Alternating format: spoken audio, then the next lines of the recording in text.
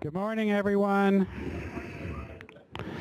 If I can have your attention, folks, we'll get this show on the road.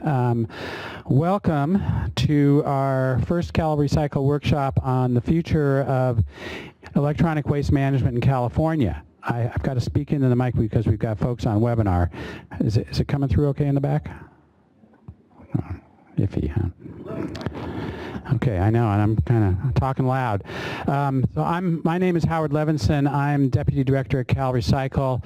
I'll be your moderator today, and I'll also be the time jerk who will be tapping people on the shoulder saying that's enough time, so you'll kind of forgive me for that role. But I'm really excited that we're having this workshop here today. You know, it's been over 12 years since Senate Bill 20 was enacted, and we started on this journey, and I think it's, at least from our perspective and hopefully yours, this has been a very, very successful program, the Covered Electronic Waste Program in California. It certainly has had its issues, which we've talked about many times over the years, but it's been overall an incredibly successful program to date. And that's in large part due to you and others who are listening in on the webinar today. So thank you for all the work that you've done. But even as we look at all the past successes, we know that we have to look at whether the current approach that we've got in statute, regulation, and how we approach the whole issue of electronic waste in California, if that's going to be effective for moving into the future, especially as we face things such as changes in technologies, the various fluctuations in commodity values that we've been all seeing over the last couple of years and that are historic, and as well the changes in costs and profit margins that you as industry are operating under in California. So I think it's very timely to be holding this workshop. It kicks off what we hope is going to be a long-term discussion about this issue. This is really the first of what we think will be many dialogues, and we want to just get your best thinking today, your thoughts about how the program should look in the future. I think as CalRecycle staff, and I'll introduce a few folks in a moment, we don't have any preconceived notions or biases as to where the future should go. So this is really an open invitation to have a discussion in terms of future models, what they might look like, and where we should focus our efforts in this as subsequent rounds of this dialogue ensue. So we want to hear from everybody today and have you give us your best thinking. This is clearly a team effort. Obviously, it's involving the stakeholders, but I want to flag out our kind of two people from CalRecycle who are really leading this effort. First is Jeff Huntz, who you all know. Jeff has been our stellar leader on this since the inception of the program, pretty much, or close to it. Certainly for many, many, many years. He's been our go-to person on trying to resolve various issues and keep things going. Also, I want to introduce Shirley Wagner, who was around in the inception of the program, and Jeff and I talked Shirley out of retirement so that she would come back and help us think about the future of this program. So those are key people. We have a lot of other CalRecycle folks who are going to be involved in making some presentations and taking notes and facilitating breakout sessions, and we'll introduce them as we move along. So briefly, I can hear myself breathing. It's weird up here. Yeah, I know. This is bizarre. The agenda for today is that we will have a couple of short presentations by Jeff and Shirley to kind of give an overview and lay out some thinking about what's been going on and what might happen in the future. And then we're going to have a morning panel with 6 presenters. They're each going to talk for 10 minutes. I'll be the time jerk, so I'll come around at that point and say, 1 more minute, and then I'll say, you're done. So forgive me in advance. And then we'll have an open Q&A session, about 30 minutes, with the panel. Then we will take a short lunch break and we'll debate, we'll see how we're doing, whether it's 30 minutes or 45 minutes, but it'll be pretty short because we then want to come back and break you out into 3 or 4, depending on how many folks we have, 3 or 4 breakout sessions to talk about various model approaches to the future of electronic waste management in California. Then we'll wrap up with And I'll give more instructions on those breakout sessions after lunch. And then we'll wrap the day up with another open discussion and just a quick wrap up and talk about next steps. Before I turn to Jeff for the first overview, I just want to mention a couple of workshop logistics. We have folks online who are listening in via webinar. If you have questions or comments, you can send them to our email address, ewaste@calrecycle.ca.gov. We'd also like you to send an initial email just saying that you're here online and give us your, so we have your contact email and we can keep you informed of future workshops. So those of you who are on the webinar, please send us an email just saying, I'm here, and we'll at least have you for the future. For those of you who are in the room, when we get to open discussions, we will have microphones available. Hopefully they won't have you heavy breathing like I am. And we'd like you to give your name and affiliation so folks know who you are. And that's also so that the folks listening in remotely can hear you. So we'll use the microphones. There's a cafeteria downstairs. Most of you who've been here before know it. Restrooms, if you need them, go out these doors, take a left and another left. And then in case there's a fire alarm, follow us. We will go out these doors, and we will go down the stairs and out the building across the street to Cesar Chavez Park, and we'll all lead you there. So I don't anticipate anything, but just in case, don't panic. We'll get you out of here safely. So with that, I don't want to waste any more time. We really want to get into the discussions. So let me introduce Jeff Huntz, who's going to give a short overview of kind of some of the history and some of the issues that we've been facing.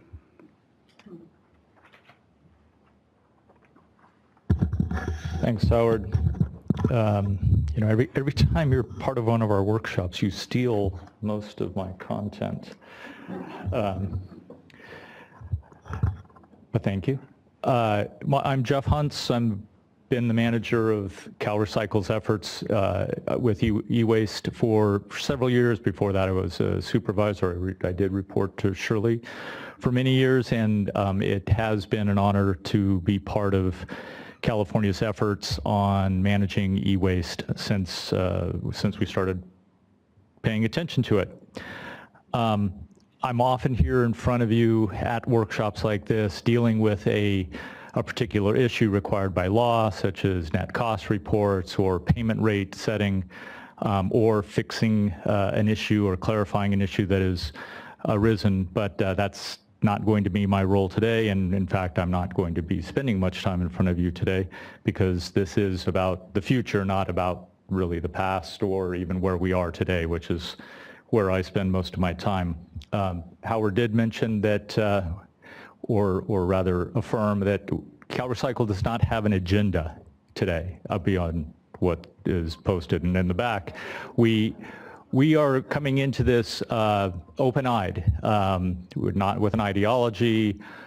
We have spent our time implementing and administrating the program that was given to us by the Electronic Waste Recycling Act back in 2003. It's worked well. Will it work into the future? And that's the question that we are asking. So 15 years ago, those of us who were around then, DTSC clarified CRTs were hazardous when disposed, by extension the rest of electronic waste.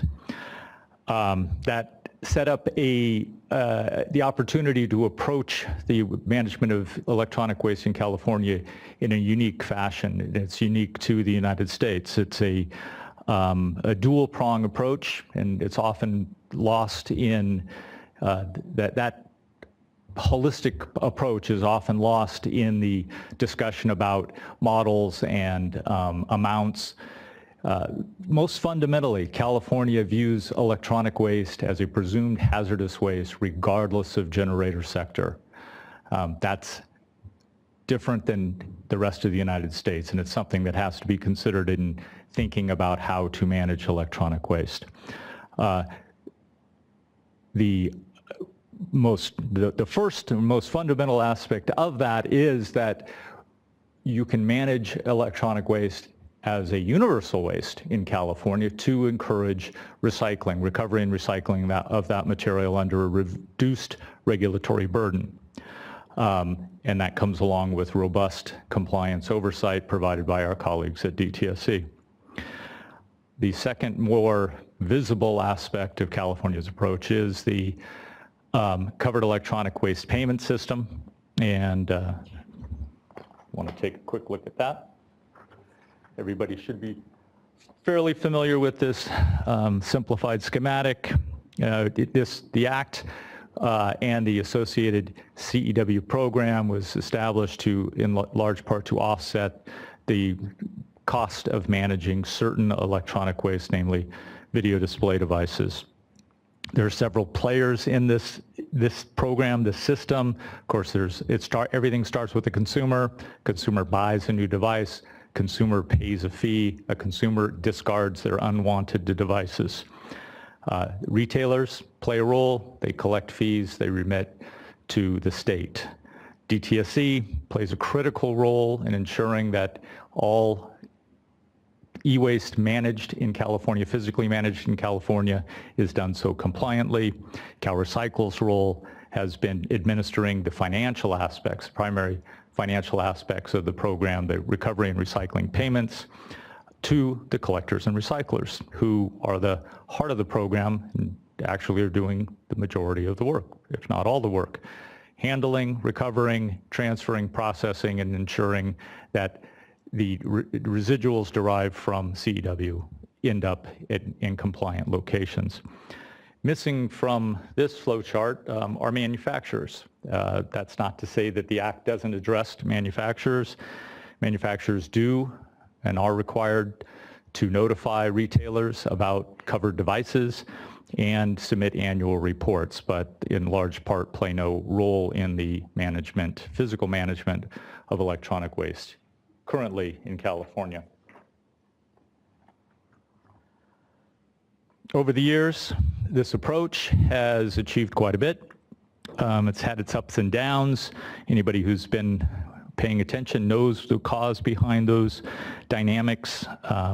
Overall, it's been a success. Over 2 billion pounds of covered electronic waste has been recovered and claimed through the California system.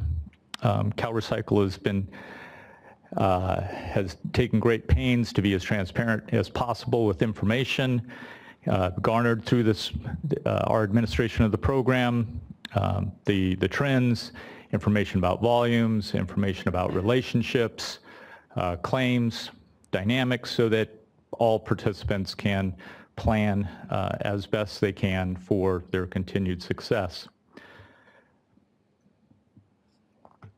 And those efforts have brought us here today.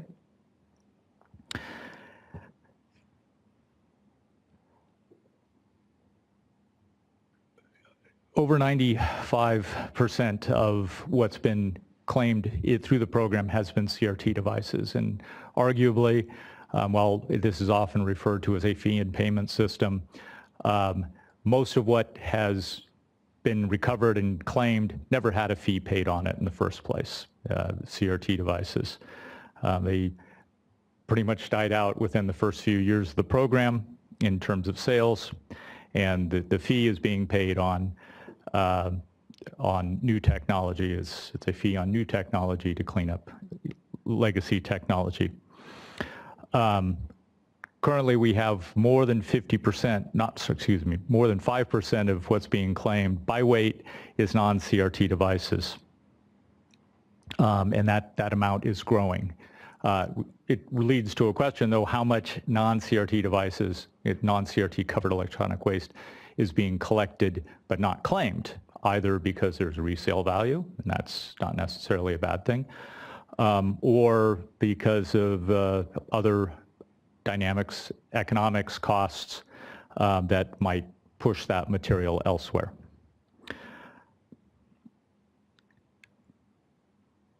So throughout this program, where are we? Let's go there.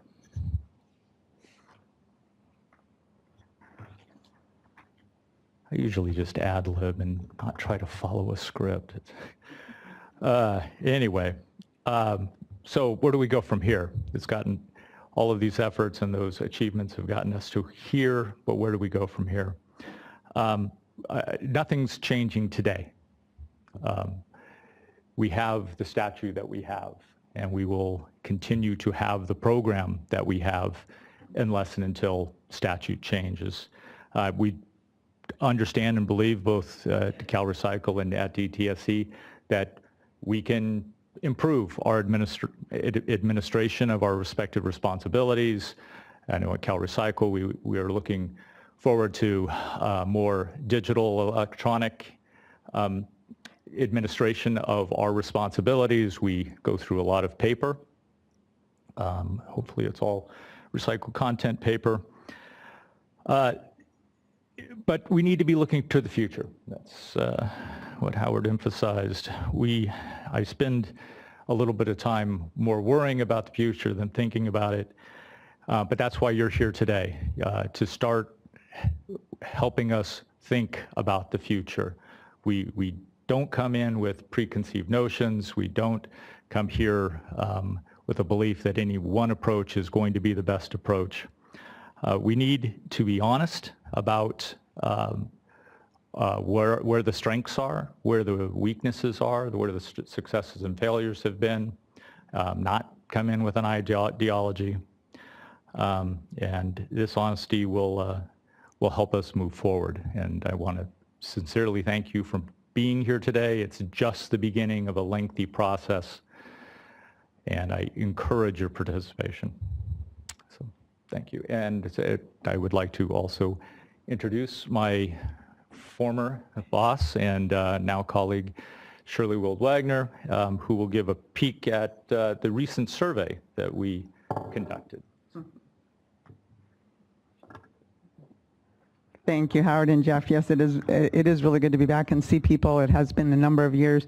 Jeff and I were here from the beginning, as was Matt McCarron, about the only other person I think that was here at the very beginning of the program. But it's been a really good journey, and I'm excited to see what the next steps are. They keep talking about long-term project. I'm only going to be out of retirement, for a particular amount of time. Let's not talk 5 or 10 years. But thanks for being here. It's really a good process to get going.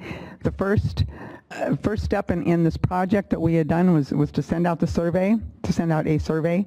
And thank you so much for submitting your responses. We had excellent turnout. I think about 135 responses were received. We had I think that, well, before I get into, it went back to the beginning. Okay. Before I get into the actual results of the survey, I just want to warn everybody it was not intended to be a scientific survey. You knew that from the questions. Well, you really can hear yourself breathe. You knew that from the questions. Some of the questions were very intentionally left kind of vague and broad so that we could get your best thinking on all these topics. We don't know exactly where we want to go, but we want to discover, what we really want to discover is where should we go? Which directions should we look at? So all that being said, there were still some trends, and I'll show you here the slide of all the respondents. About 2/3 of our current recyclers and active recyclers responded to the survey. Thank you.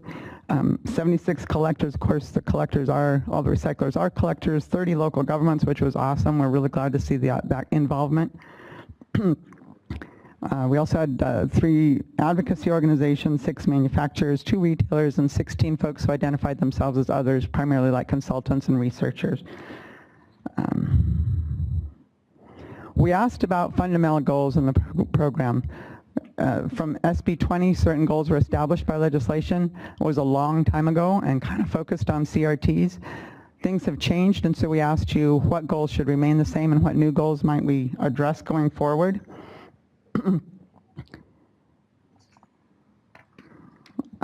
There were what, 14 of these goals, so you had to kind of read through them and give us your best thinking. Some overall primary goals that were identified by all stakeholder groups was to ensure the responsible management of hazardous materials. Over 75% of the group ranked that as an extremely important goal.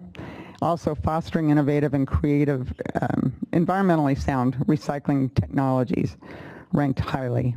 Then we looked, sort of cut some of the information also by stakeholder type. Local governments felt concerned that cost relief for managing e-waste is a high priority, as well as free and convenient collection opportunities for consumers. You probably remember that wording in the original SB 20, free and convenient. Also addressing illegal dumping.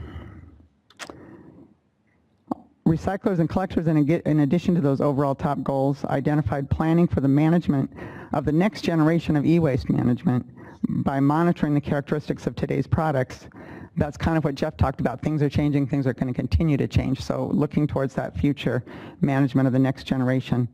And also financial relief for the responsible parties. Those are ranked as high priorities by recyclers and collectors. In addition, we sort of looked at goals that were identified as not important by a significant number of folks, and significant didn't really have any meaning as far as majority or anything. We just thought it's important to look at things that people think are no longer important. And there were a few things, enhancing data security, financial relief for parties managing e-waste, although some folks thought that was very high, some thought that was not an important goal. Cost relief for local governments also got both scores. Minimizing exports to developing countries. So this shows a lot of diversity within the stakeholder group, which is good. That's what we want to hear. That's what we want to start the dialoguing about. We also asked you about essential program elements. And in this question, we were trying to get your ideas of critical components of a comprehensive e-waste collection and management program, regardless of the model. So we had 18 possible components here, and we asked you if you thought each of these were essential for success, helpful but not essential, or potentially disruptive to successful operation of the program. Considered to be essential for the success by over 60% of the respondents were sustainable funding for program implementation, which makes sense. Flexibility in the program rules to accommodate changing markets. We've all seen that in the last few years. Consumer education and ensuring a level playing field.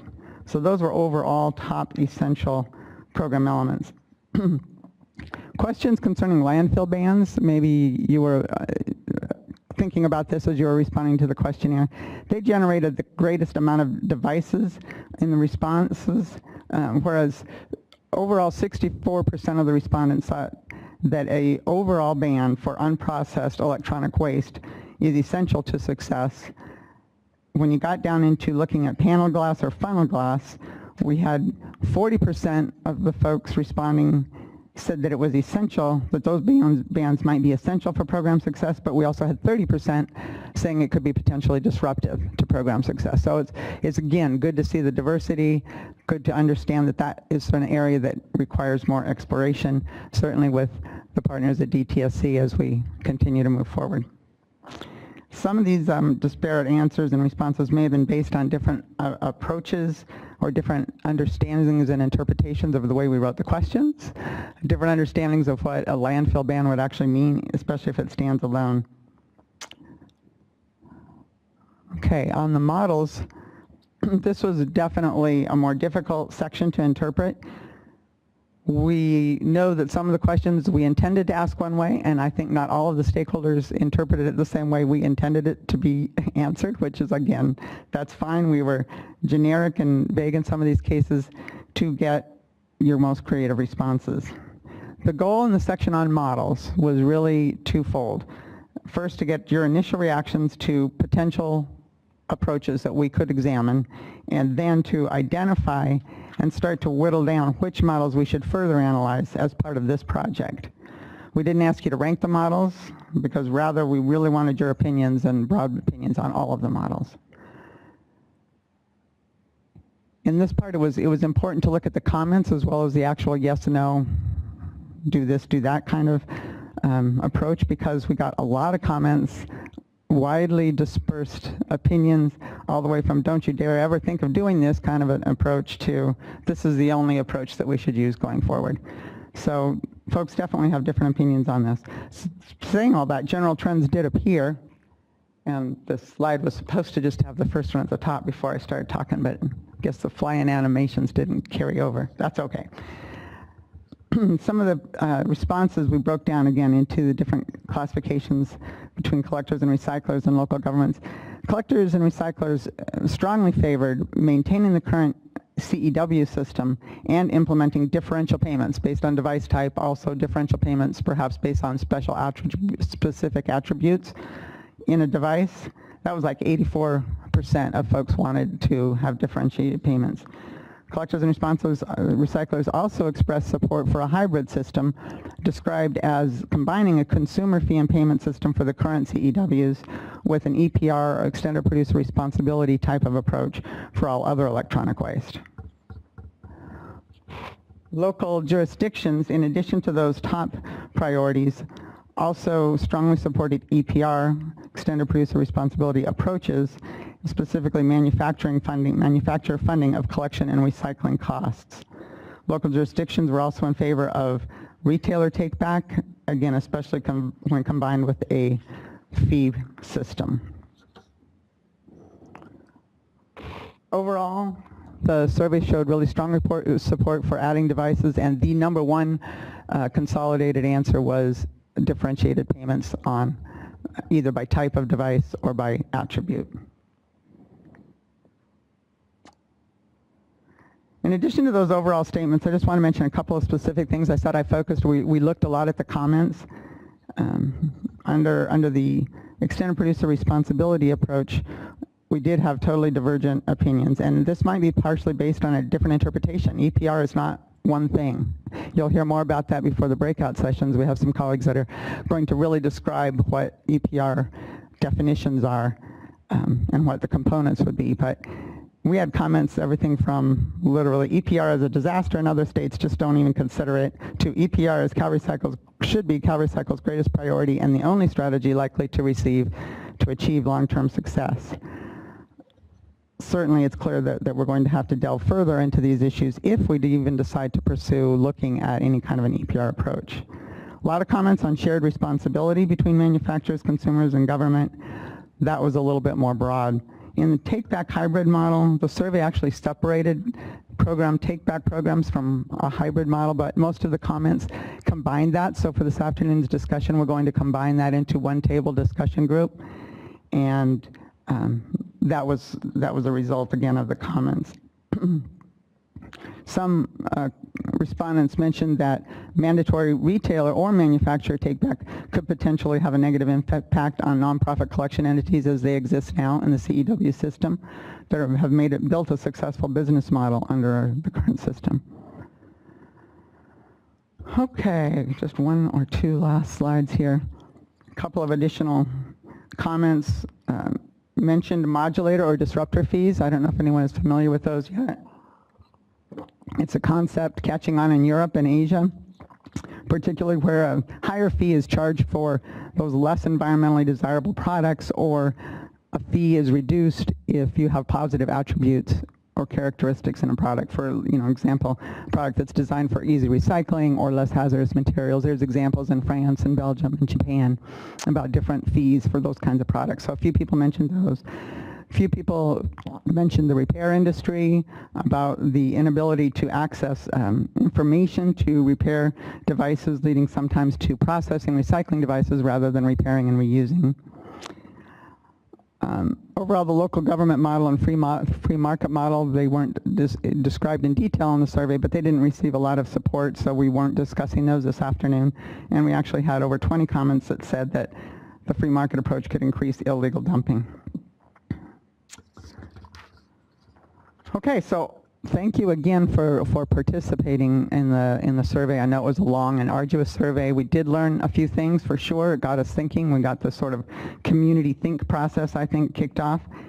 Additional comments to us are always welcome. You can send them to the e-waste mailbox or to any of us individually. We actually even have comment cards, little golden type cards at the back of the room, that if you think of something today and you haven't mentioned it in a group, just drop it off with us. And stay tuned, keep listening, or keep listening to each other, keep talking to each other and to us, and Jeff will introduce the panel. Or are there any, I guess we were going to ask if there are any overall questions about, I don't know how our time is going. We're really actually behind time, so if you have questions about the actual survey, you can email them to me, or grab me during the break. Okay. Panelists, please come up and take your seats. Welcome. This next portion of our Our workshop will involve six panelists representing different aspects of interest. 3 recyclers, 1 local government, 1 NGO, and a representative of the electronics manufacturing industry. And I guess I'll just introduce them as they are scheduled to speak, starting with, I believe, Janice Oldemeyer of On-Site Electronics, a medium-sized electronics recycler in California with a history of, long history of participating in HHW issues in California. She also, her business also runs an operation in Colorado, which works under a completely different model, and we look forward to her sharing her perspective. Yeah, I think just right And there. Janice, before you get going, just for all the panelists, I'll be kind of timing 10 minutes, and then I'll wave to you I'll come around and wave to you 1 minute, 2 minutes. Just, try to hold the 10 so we can have a lot of time for open discussion. So appreciate that.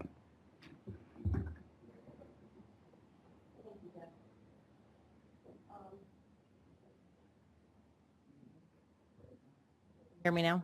All right. Okay, so Jeff asked us to talk about several things. He has to talk about our experience with California's current e-waste approach, our involvement with the CEW program, our experience in other states, and challenges to California's waste streams change and how CalRecycles can address these challenges. So my experience with the CEW program, I've personally participated in electronics recycling in California since about 2000, which is even before the landfill ban. I was working with household hazardous waste programs, and in about 1999 or 2000, some programs started accepting electronics.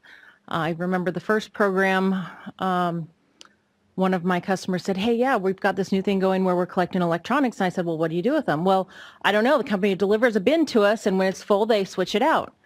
And that was my first delve into electronics recycling. I don't know what was going on with that bin, but I worked with local jurisdictions through their household hazardous waste programs, and e-waste contributed significant increases to their costs. And it really was the counties pushing for financial relief that pushed SB 20 into place.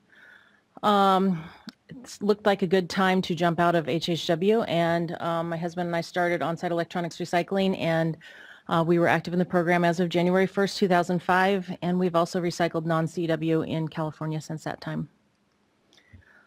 As a general rule of thumb, I would say our participation in the CEW program has been very positive. We view it as a more sustainable model than most of the other states.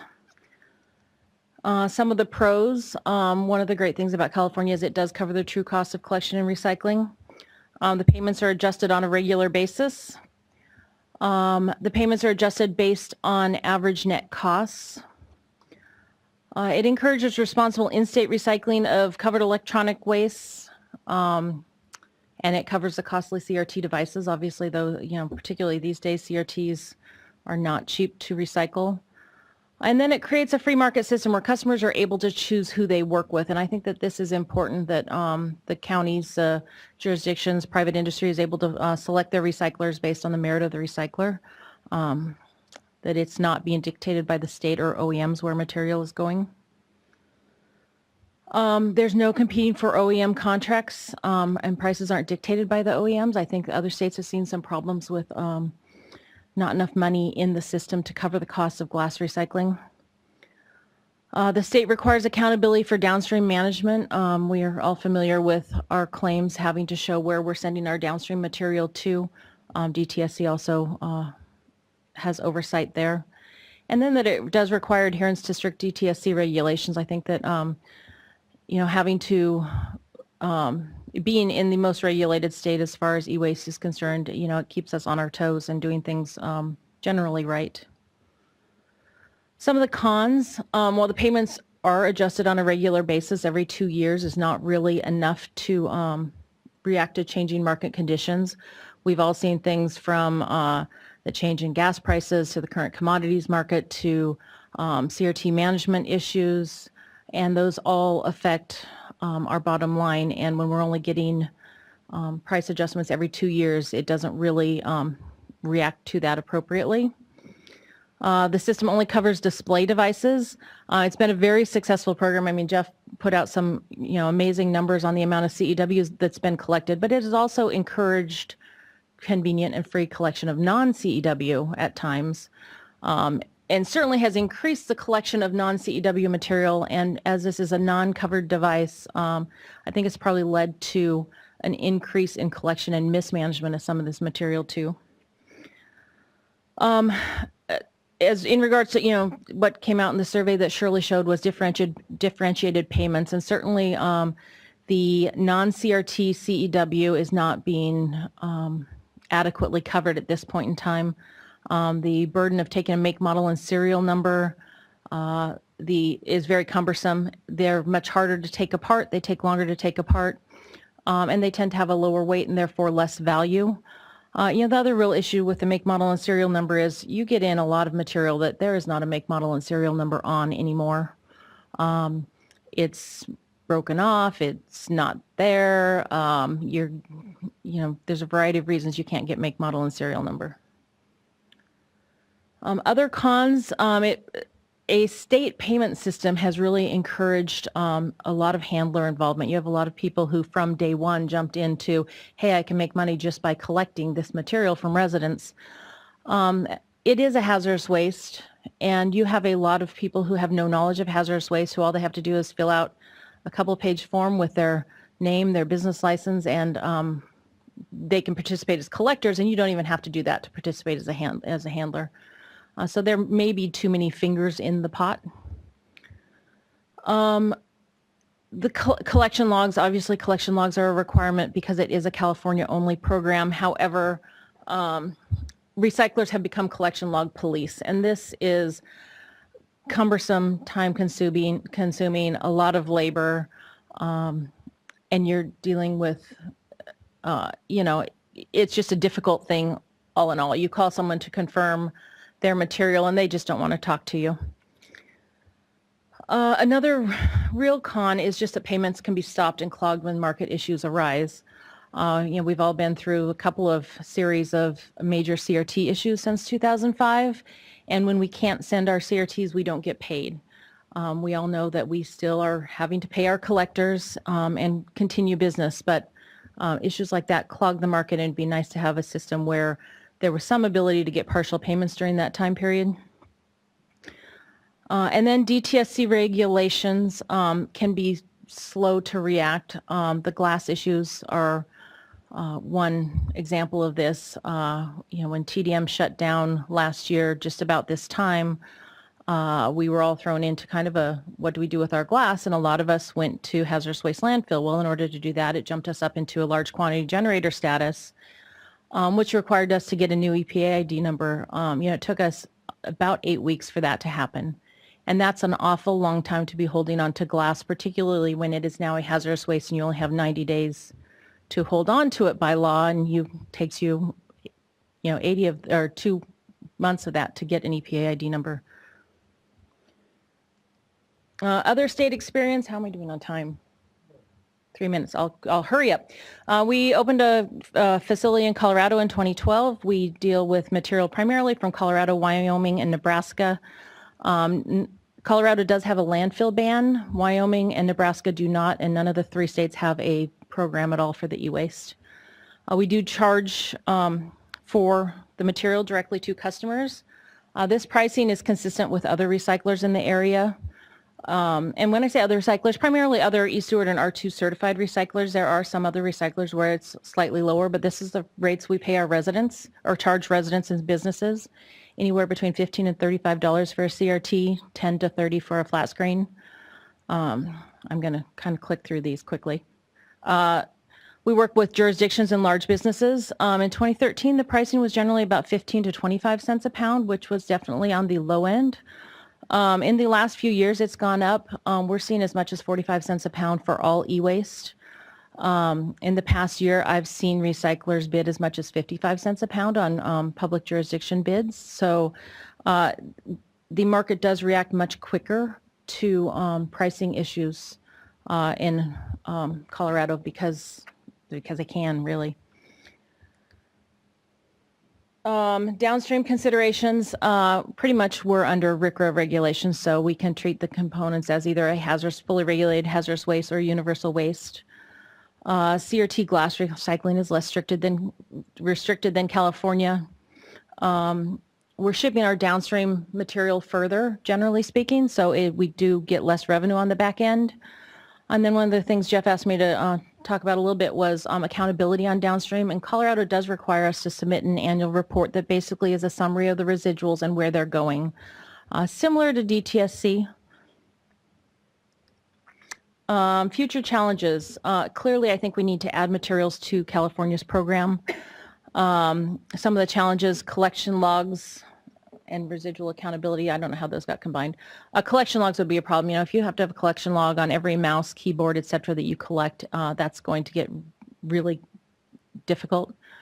Residual accountability, how do we account for the residuals from a keyboard, from a printer, et cetera? You know, right now we look at CRT glass and circuit boards from flat screens to account for that. How do we get the regulations to keep up with changing materials? Reporting and analyzing net costs on a constantly evolving waste stream would be a challenge. You know, I don't see recyclers reporting net costs on every type of waste stream. You know, that's just not going to happen. Different payments for different materials or processing methodologies. Keeping processing in the state might be a little more challenging with a broader realm of materials. So some of my recommendations, I would definitely recommend that the state stay involved in oversight of the downstream management and management of the payment amounts. Consider alternatives to the current collection log system. I don't know whether, you know, one of the things I've thought of is an online residential self-certification where they go online and register what they're going to get rid of, and that paperwork goes to the recycler or something of the sort. Keep a free market system where customers and jurisdictions are free to pick their e-waste recyclers. Minimize paperwork requirements as much as possible. Plan for future devices and keep the plan flexible. I mean, we know that we don't want to have the same meeting in 5 years or 15 years because we set up a system that didn't look forward to new devices. And lastly, incorporate the ability to react quickly to changing markets and conditions because we know that's going to happen. I believe that. Okay, thank you very much, Janice.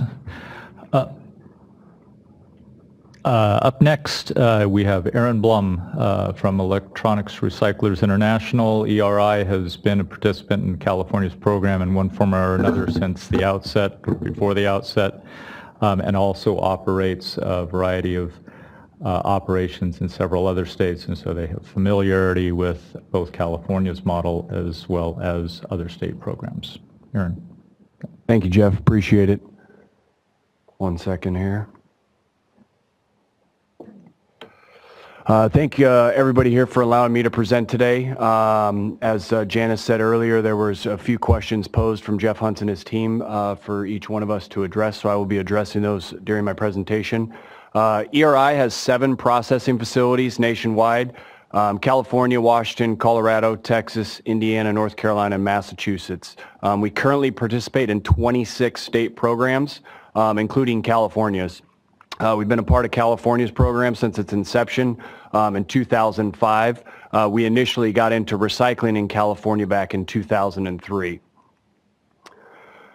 Under the SB20 system, as I said, we began operating at its inception January of 2005. Being in 25 other state programs, we initially got into those programs starting in 2010, which each state started to pass their EPR regulations for the most part.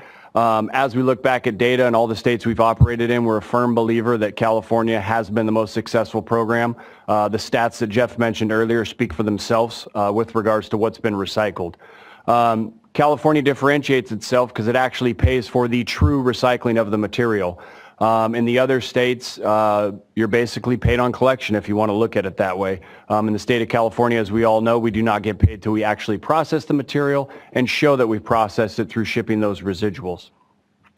As stated, we started participating in the other state programs in 2010. Each state varies on what program or what items are covered in those states. In some states, it's televisions and monitors, flat screen CRTs. Sometimes there's computers involved, sometimes there's printers. So each state's different on what programs or what components are covered. The manufacturer pays us, the recycler, for the collection and processing of that material. And how that works for the most part is we get contracts with manufacturers such as Vizio sitting next to us for the upcoming year to go out and collect and process a certain amount of volume for that year in a specific state based on what items are actually covered. And then the manufacturers will pay us a per pound negotiated rate to do all that collection and processing of that material. In some states that also have EPRs, we contract directly with the state, not the manufacturer. And an example would be the state of Washington where we operate. So how that program works is we submit yearly pricing to the WMMFA, which is the body that oversees the state of Washington program. And each year we submit that pricing, and then they make the decision on what material you get. So you kind of sit back as a recycler. They call you and let you know when material is coming into your facility. And it will come in from the approved collection networks that are also approved by the state during the collection of that material. Like I said, they're yearly contracts, and the state will determine what material goes to you, when it goes to you, and how much it goes to you. And 99% of the time, it's based on the pricing that you submit on a yearly basis for those type of programs. Some of the challenges that ERI sees with SB 2050, and very similar to what Janice said earlier, the video display product stream is changing every day. They're smaller, they're lighter, there's a lot more labor involved with the new video displays coming into the actual waste stream. We also see the opportunity of potentially adding additional electronics. One of the examples is printers. As Janice mentioned earlier, we're not just a CEW recycling company. We actually take all the other materials that have become part of the actual California program. And the ever-changing commodity market. Again, as Janice stated earlier, we need to find quicker ways to adjust pricing based on this changing commodity market, as we've all seen over the last 3 to 5 years. We had an all-time high in 2011, 2012, and within 18 months, it had dropped over 60%. So we need better ways to adjust the pricing on a real-time basis. Potential solutions, as mentioned, CalRecycle has always looked to the future with regards to its program. I believe that's why it's been the most successful program here in the United States. We need to continue to do that, not only at CalRecycle, but as stakeholders. We need to be able to provide that input and that knowledge base to continue to make this a forward-looking program, not a backwards-looking program. CalRecycle to work with stakeholders on true costs of new age video display recycling. I think this is a start today.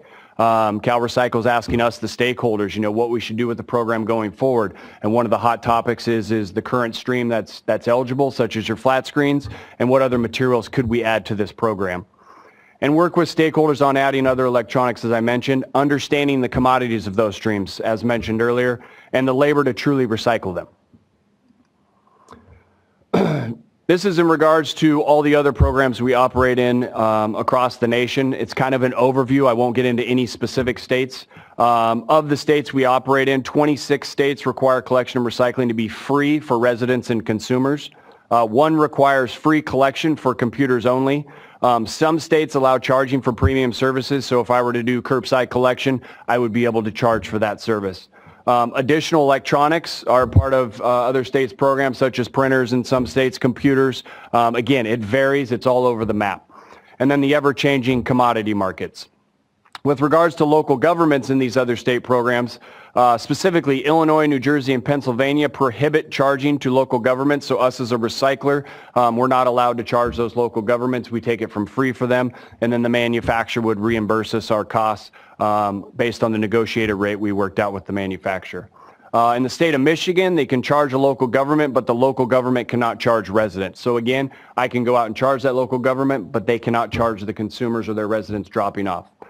And in Indiana, you can charge a local government, and they can also charge their residents. So as you're seeing here, it is all over the map across the nation, depending on which state you're in, how it's treated from a cost standpoint, and what type of components are actually part of those systems. The other piece is we talk about recycling, not collection. California pays for the true recycling of this material. You have to prove to CalRecycle in the state of California that you actually process the material. In the other states, you're paid on collection, honestly. Yes, there's manufacturers out there that do their due diligence. They are paying for the recycling of the material, but there's also other entities out there that just want the material collected so they can hit their goals, and they're going to pay the lowest price possible. And this leads to stockpiling, which we've all seen across the nation. You have these collectors in these other states that, hey, I'll take it from you for 5 cents. They salvage what they salvage and they walk away from the building. So now the manufacturer's liable because that material was never processed, and then they get in trouble with the state. So at the end of the day, the accountability lies with the manufacturer in these states to make sure not only the material is collected, but it's truly processed by whoever their vendor is that they choose to work with. In state-operated programs, such as Connecticut, Maine, Rhode Island, Oregon, Vermont, and Washington, kind of varies a little bit on the downstream accountability. So for an example, Connecticut, all you're required to do is provide downstream vendor info. So you submit to them once a year who your downstream vendors are, what you're sending to them. And then on a monthly basis, you need to report to them your CRT accumulation. So what that means is at the end of each month, depending on which one of your sites is handling Connecticut material, you have to show them how much CRT you had left on site at the end of the month. And I'm not going to go through each one of these, but it kind of differs in each state. Oregon, state contractor has to audit recyclers and confirm compliance with their program. What you're seeing here, even though some of these programs are pretty successful, is there's really no due diligence. Was the material actually recycled? And a downstream accountability for that material. And I get back to CalRecycle is there's true downstream accountability for the covered products and to make sure that this material is being processed. There's no stockpiling. They've seen a rise in the state. Yes, we've all had our hiccups where glass vendors have died off. And yes, we've had to hold on to glass for a month here and a month there. But overall, this product is being processed and the residuals are being sent downstream. So we're not running into this issue in the state of California. The economics. The economics of these programs, as I mentioned, 2 minutes, are all over the map too, depending on how the program works and the contracts you set up with manufacturers. So again, as I mentioned earlier, there's manufacturers out there that look at the whole stream, the collection piece, the recycling piece, and the downstream piece. They're paying the actual cost to have this material truly recycled. And then there's other entities out there that just want to hit their goals and stay in state compliance, so they're finding the cheapest collector out there to go do the collection for them. The other big piece is the collection network. So in a lot of these in these EPR programs, such as Vizio signing with ERI in a couple states, we're required to go out and find that material and source it. So we set up collection networks in these states. Your Goodwills, your Salvation Armies, your Best Buys. We go out and collect the material from these collection networks and process that material in order for us to meet our contract obligations with manufacturers such as Vizio. And it's a very competitive landscape, similar to California when we all got started. Very, very competitive. It's kind of, worked its way through the system over the last 10 years. The companies that are left standing have been around since the beginning, but you've had your high flyers come in and out. But it's leveled out the playing field, and some of you might disagree, but I think we're all pretty much on the same page with what we're paying out from a recycler standpoint to the collection network. But in the other states, it's very, very competitive with regards to the collection networks because you've got to go out as a recycler and source this material. And to kind of finish up, and I'm sorry about if you can't read this, this was kind of to point out, and this is only for covered items in these states. This is the recycling per capita, so per pound per person. And you'll look at here, in just a quick glance, these state-operated programs, including California, have the highest per capita recycling rate. You look at your other programs, they're very, very low. And the other piece I want to point out here, California is the only state-run program that truly pays on the actual processing of material. So just a quick fact about how successful this program is, and then looking at the recycled pounds per capita. We don't have all the states on here, but we had the ability to get quite a few of the state programs and what the recycling rate per capita is based on the covered programs in that state. So it doesn't include any non-covered stuff. So again, thank you all for presenting today. And if you have any questions or anything, there's my contact information. So again, thank you. Thank you, Aaron. Up next, Dennis Kazarian. Dennis Kazarian is with E-Recycling of California, a business that is associated with a long history of waste management services and e-waste management services to California communities in Southern California. They operate 3 facilities. including one in Northern California. It has great history in the interplay of waste management services and local government. And Dennis, look forward to your perspective. I think it is now. Janice and Aaron, can I use your presentations? I really like them. They're really good, and I have some questions. I have a different perspective in the sense that we all started from the beginning of this program when DTSC originally banned it from the landfill. And we're in the hauling business, so it became very simple for us. We understood that as a hauler, we ourselves could not put it in the landfill and needed to do something with that. And so we tried to figure out how to dismantle it, what to do with it in all the ports, and then decided that our base would be the haulers up and down the state of California, who we have a close relationship with. Well, our business has expanded beyond that, and now we have 3 facilities. The California program, to me, and no doubt, has been a marvelous program that pays for the material and gives you an adequate amount of money to be able to handle the material environmentally correct. And that's important. And I think that CalRecycle has done a magnificent job over the course of time of trying to work with us in the industry as the program has changed, and we have ran into some problems, but it has changed. DTSC has worked hand in hand, and at times we have a little rub with them, but overall, I mean, they have a tougher, different job on how we handle that material and where it goes. The issues I see going forward and the issues that I see from the past is that once we put a bounty on this material, and that's what we did, we said, here's the bounty, and here's what covered electronic waste costs. The first things we found, I think, as recyclers, was that collectors, cities, counties, cities and counties were the instrument of getting this program online and making it happen. Simply because when we started to collect from cities and counties, we did it at the household hazardous roundups, and then we charged them. We charged everybody. Businesses brought in, they charged. Counties and cities collected it from residents, and we charged. And it was the cities and counties that went to the legislature and said, we can't pay for this, and rightfully so. They could only see this as an expanding cost to them mandated by the state of California. So the legislature came up with a program that we now have in the consumer paying a fee for recycling. That set into motion how that would be distributed, and it became simply recycler, collector. And where the recycler and collector interceded when we started was a far cry from where we ended up through the course of the history of what we do into what it looks like today, or what it's gone through. And so when we started collecting this material for covered electronic waste, all of a sudden there was this other e-waste, this other whole sort of miscellaneous e-waste, which we said, well, I'm not sure that's really what we do or what we want or we want to handle. And they said, oh, well, you don't take that from us and maybe even pay us something for that, you're not going to get our covered electronic waste. And that's the first time we as recyclers began to realize that this is not quite what we anticipated, but okay, we're out there hustling, trying to get this electronic, we'll take this stuff. And as the market was okay, and the international markets were okay, we could take the stuff, we could process it, we could get rid of it, and even if we took it and broke even on it, we said, yeah, it's okay, for what we're getting in return for this covered electronic waste. Counties and cities, that's what we thought. We're going to go to the counties and we're going to go to the cities.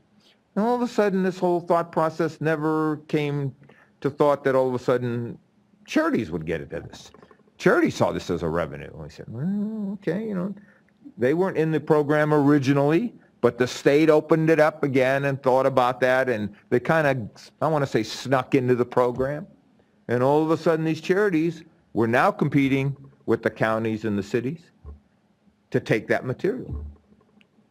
And they did a pretty good job because, let's face it, when people take a TV over to Goodwill or Salvation Army, and they do a great job, and God bless them, most people really believe that that material is getting reused. So when I call somebody and say, I have your TV, would you like to pick it up? And they go, you have my TV? No, I gave it to one of the charities to use. And I said, no, charities are using it for their programs.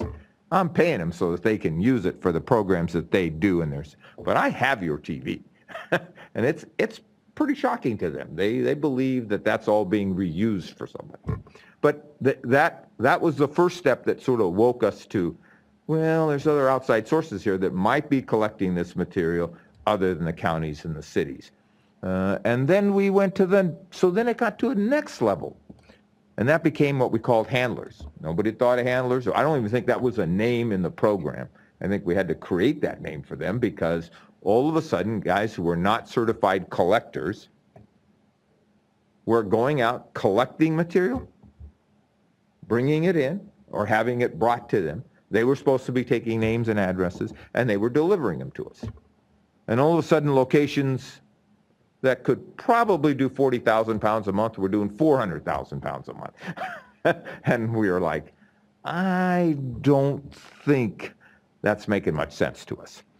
And that got a lot of the recyclers into a bad bind because we kept taking this material from these guys that kept bringing it in and giving us logs. And then, we'd go through it and we'd process and we'd look at the logs. And 90 days later, you find out after you paid this guy, as you continually paid this guy, that Mickey Mouse is not a resident of Anaheim and that these logs came to be pretty bogus in some senses.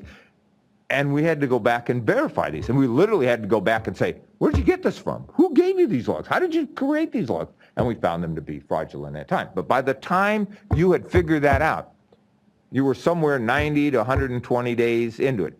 Paying him, redoing the material, just dismantling the material, submitting it to the state of California, and 90 days later getting rejected.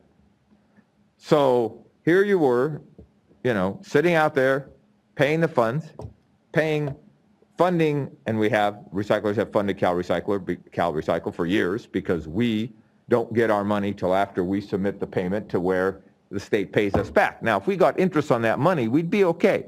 And, I know Aaron and I have been talking about setting up a bank for the state of California, and we'd give them an interest on the money they're holding from us ahead of time. But as that grew, and that really did, it came from, and it probably caused them a good amount of fraud because that material was coming, some of that material was certainly coming from out of state.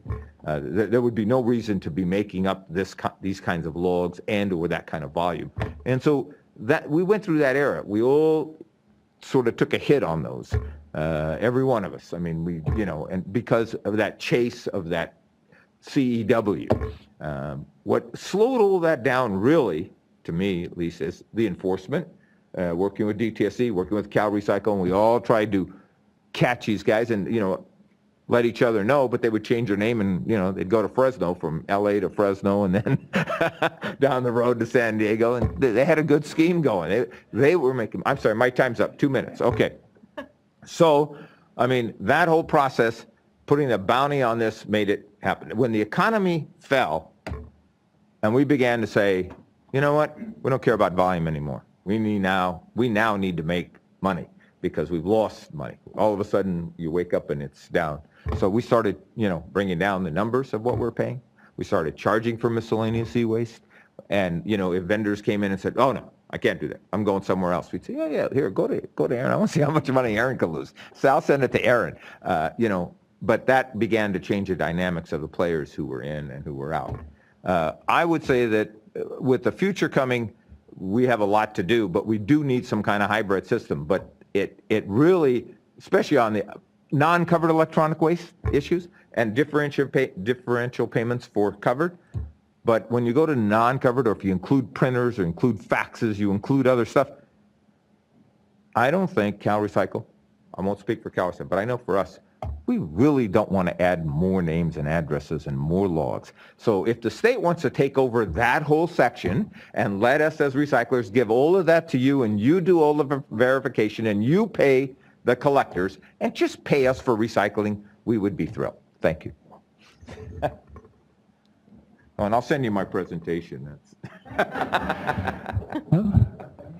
Thank you, Dennis. We would be paying, if we were the bank, we'd be paying at Federal Reserve rates. Yeah. That's what I'm afraid of.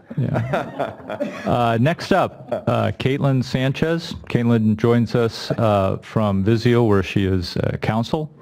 We welcomed her today to provide us a perspective from a manufacturer of electronics in general and video display devices in particular. She's not speaking on behalf of all the industry, but I believe her perspective would be representative of electronics manufacturers. Welcome, Caitlin.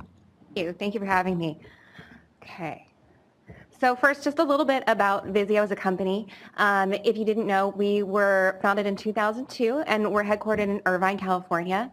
As of today, we have approximately 450 employees worldwide, with the bulk of our employees being based in Irvine and over 200 being based in Dakota Dunes, South Dakota, which is where our US-based customer support service is. That makes us a bit different from most other brands and consumer electronic companies in the space. We're not this huge, overpowering organization with a number of people behind us. When it comes to an e-waste program and running the state e-waste programs, you have me and one person who helps support me, and that's essentially it. And this is a part of our job. So I'm counsel for the company. I handle regulatory matters. This is something that falls under my purview, but it is not the only thing that I focus on an everyday basis. Though more and more, it takes up more and more of my time. We're also really unique to the industry because we never created CRTs. Our company started with plasma flat screens, quickly expanded to LCD, then LED, and now we are fully mercury-free LED displays. We also do currently have a tablet line, and we've had some computing products, but not many. Most of our e-waste costs outside of California are for covering the recycling of CRTs made by our competitors. You can imagine that that is a conversation that doesn't go over very well internally when you go, why is it that we're paying to recycle all of these products we never made, a product category we never made? And if we weren't doing that under the other state programs, we would have those resources available to devote to the recycling of our own branded materials and the products we actually did create. So it is something to consider when you're looking at the other state options and the EPR options that are out there right now. Okay, so in California, we have been participating, I believe, since 2004 with the e-waste program, and we actually participate in two different ways. It's not only as a brand manufacturer, but we're also an online retailer. So first, as a manufacturer, I do want to point out that we are not non-existent in this law. We do participate. We annually notify all of our retailers of their requirement to collect the e-waste fees. We keep a log of that information. We send it to the state every single year. We also complete what's called Form 242, which goes over all of the hazardous materials that are in our covered electronic devices that are sold in this state. I think it's one thing that the state has done very well in creating incentives for manufacturers to actually look at reducing those hazardous materials in their products. If you don't know, the state in its law does include reference to the European Union's 2011 directive on the restrictions on hazardous substances. And that is a great tool at making sure that manufacturers are doing their part to pull those hazardous substances out of their products. So when it finally hits somebody like an ERI or another recycler, it's less harmful to their employees who are actually dismantling the products. Then we also do participate as an online retailer. So we actually do go through the process of collecting the fee for every California resident that buys a product from us online. We remit the fee to the state, and it's just built into our accounting process. It's not a difficult thing for us to do. And in comparison with other states and other states' approaches to e-waste, this system really does help put in place an ability for retailers and manufacturers to play a part, but then allows the local stakeholders to really get involved and manage the details that really impact them on a local level. Okay, so when it comes to other states, I deal with 24 other states that all have completely different e-waste laws. There are some similarities between them, but for the most part, every single state is unique and different. the bulk of them all require us as a manufacturer to internalize the cost associated with recycling. Again, that's with recycling the legacy products that are coming in today. It's not based on our own branded materials that are coming in for recycling. It's based on those behemoth CRTs that somebody had stacked up in their garage that they finally decided they wanted to get rid of. And so we have to internalize that cost and unfortunately pass it on to our consumers who are buying our new technology that's more energy efficient and has less hazardous materials in it. In other state laws, the establishment of collection networks, getting the recycling done, picking up the recycling, getting it to the facility, having everything processed, all falls on the manufacturer. So it puts us in a situation where we have to go out and contract to find people to do this work for us. I can't be in every state. I can't be in every county. I can't be in every city. So we have to work with vetted partners that can help us do this.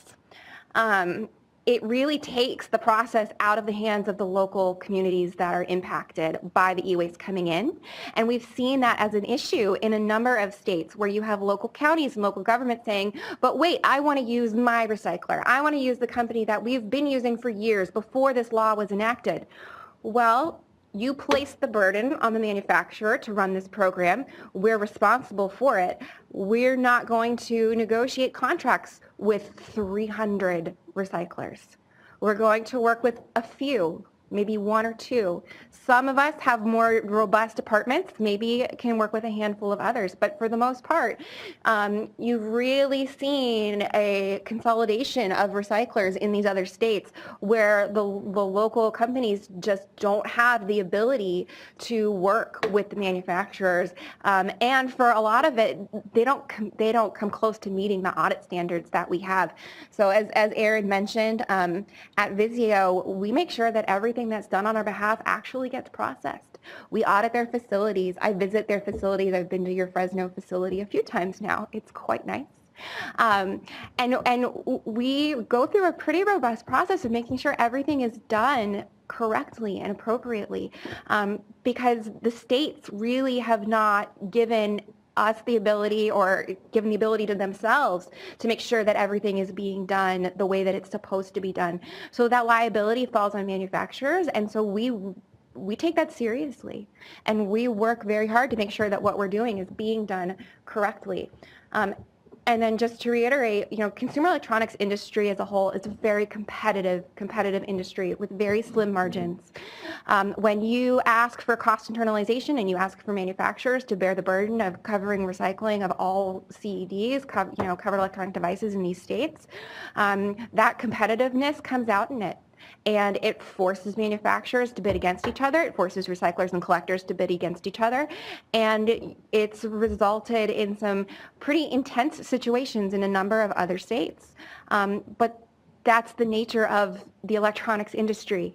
It's not one where we, contrary to popular belief, have these amazingly deep pockets where we can just afford to pay for everything under the sun. And we'll happily do so without auditing you or checking to make sure you actually recycled, processed, and handled the materials. I think some people really thought of that when these other state laws came on board, that this was a moneymaker for them, and didn't realize that they were actually going to have to work to earn that money, and they were actually going to have to process the material, and that they couldn't just collect it, sit on it, and then disappear, which is what we've seen happen in a number of other states now. 2 minutes. Perfect. I am almost done. Just really quickly, the other issues that you have with implementing these laws is that contrast between paying for legacy products versus paying for the products you're actually creating and recycling. It has led to litigation in a couple of places where there are concerns over constitutionality issues. So when the state's considering EPR legislation, they should really bear that in mind, just to make sure that those challenges are out there. Okay, so this slide is from the Consumer Technology Association. I want to thank them for providing it to me. It kind of goes through the evolution of televisions. In the 1940s, and you had cathode ray tube televisions, and they had lead content, and they're incredibly bulky and difficult to get rid of. And throughout the decades up to today, we now have LED, LCD TVs, and the bulk of them have really removed a lot of those hazardous materials. So while it might be a little bit more labor intensive in terms of taking the materials apart, there are significantly less hazardous materials in them. So I don't know if any of you have seen a CRT dismantling process. It's much different and much, I would think, much more time consuming than an LCD TV that has no mercury in it. And then lastly, this is the EPA, the federal EPA's waste management hierarchy. It focuses on source reduction and reuse. And really, when you're talking about recycling, you really should be talking about source reduction and reuse first. You know, recycling is great, but if you have less material coming in overall, and what material is coming in can be reused over and over and over, that's better for the environment as a whole. And that's something that we really are seeing today. When people want to go out and buy the greatest new flat screen television, they don't just get rid of the one they have in their living room. They go put it in a kid's bedroom. They give it to a friend. There are people who are working on research right now seeing how frequently that happens. And so we are seeing that these products are having a longer lifespan because of that. It's not just, oh, like my phone, I want to get rid of my phone and I'm going to go buy the newest phone. With TVs, it's, well, maybe I want the greatest and latest, but I'm not just going to swap it out. I paid good money for this television. I'm going to go put it in my kid's bedroom. I'm going to go give it to my friend. And the other side of that is it's also smaller and lighter products. While the screen size might be significantly larger, a 32-inch CRT could have weighed 200 pounds. A 32-inch Vizio television weighs under 20. It's a pretty significant decrease in the amount of materials that are actually going into these products today. And lastly, I just want to close with saying we really support CalRecycle's efforts today and what they're doing. And we really feel strongly that the law they have in place is a good example for the rest of the United States. But we're happy to participate in a stakeholder meeting and give whatever feedback we can to help make it better for everyone else that's involved. Thank you very much, Caitlin. Next up, we have Melissa Plamondon. She is with the City of Los Angeles' Bureau of Sanitation. The city runs a network of safe centers which serve as household hazardous waste collection that includes e-waste. City of Los Angeles has been a approved collector in the program since the beginning. We've asked her here today to provide a local government perspective. Melissa. Thank you, Jeff. Thank you, CalRecycle, and good morning, everyone. Nice to see you all here today. You took everything I was going to say, Jeff, just like you complained about Howard, but no, not really, not everything. But I am working with LA Sanitation in the City of Los Angeles. I kind of wanted to go over what a local jurisdiction encounters. We are a fairly large jurisdiction. The City of LA is 4 million population. The LA County is 10 million. There's a lot of overlap. I'll show you a map of that in a few minutes. And the way that sanitation got involved with this is because we handle the waste collection, wastewater treatment and collection, and watershed protection. And the primary responsibility of LA Sanitation is to collect, clean, and recycle solid and liquid waste generated by residential, commercial, and industrial users in the City of LA and surrounding communities. Under LA Sanitation, the electronic waste program is under the Solid Resources Citywide Recycling Division, which has the goal of zero waste, keeping things out of the landfill. And within that division, we created a hazardous waste program and later an electronic waste program. So prior to 2002, a little bit about the history of the program, we were doing approximately 24 hazardous waste collection mobile events annually. That's basically every other weekend in the entire year prior to 2002. Don't know exactly when, but it was a while before 2002. In 2001, we held one of our first e-waste only collection events, and it was overwhelming participation. We were completely surprised at how many residents came out. There were not enough staff to collect and recycle everything, so we thought that this is definitely a valid program that we need to provide to our residents. In 2001, we established our first e-waste contract. We do have a rigorous request for proposal process to select our contractors for the electronic waste program, and we have a separate hazardous waste contractor also. And over time, we felt that rather than just doing the mobile events, that a permanent facility would be a better option for us. Maybe it would help us with some of the costs. So we developed our first, we call them SAFE centers, which is an acronym: Solvent, Automotive, Flammable, and Electronics. And that was open in 2002 at the Hyperion Treatment Plant, if you're familiar with the one of the largest wastewater treatment plants in LA. And the second one was in 2003. In 2004, we filed with DTSC to become a collector in the state program, and then in 2005, we were approved. I really wanted to bring this today. This is the reason why I did the PowerPoint, because I want you to see what the city of LA looks like. Where's the jurisdictional boundaries? What are we responsible for? And then where does LA County play in? And you can see that there's a lot of overlap with other cities. And within the map, you'll see the little red stars. Those are our permanent hazardous waste collection facilities. And the smaller green stars are the mobile events. So we try to provide service to the residents at convenient locations, but it is one of our biggest challenges. So in addition to the mobile and the hazardous waste facilities, we also do a bulky item program, which ends up being picked up by our trash operators and taken back to our yards, our sanitation yards. And we also have city departmental waste, so basically like our building in the city, this material, everything here would end up in our general services. We also collect from there too. And we also, in addition to this, our other program is the conditional exempt small quantity generator program. So we provide services to small businesses. This is basically our Safe Center flyer. It provides the residents with what materials we'll take, what we won't take, what the 7 locations are. And in the top right photo there, that's our East Valley Safe Center. In 2015, we had 14 mobile events throughout the city of LA, in addition to the permanent Safe Centers. And the Safe Centers are open every weekend. Okay, so let's get into funding. How does our funding work? SB 20 is a major factor for how we support our program. We reported it in 2015 that our net cost report for 33 cents a pound as a collector. So I'm sure Jeff can let you know it's pretty high. We also have an agreement, as you saw in the map earlier, with LA County to provide services to those residents. So LA City's 4 million, LA County's 10 million population. We're basically servicing 10 million residents as they need it. They can come into our program. It's free for them as long as they're an LA County resident. We do have an agreement with them. They do provide us with some funding to help support the electronic waste program and our hazardous waste program. So what I'd like to say here is that SB 20 does provide a tremendous relief for the financial burden on the city of LA, and I'm sure it does for other jurisdictions.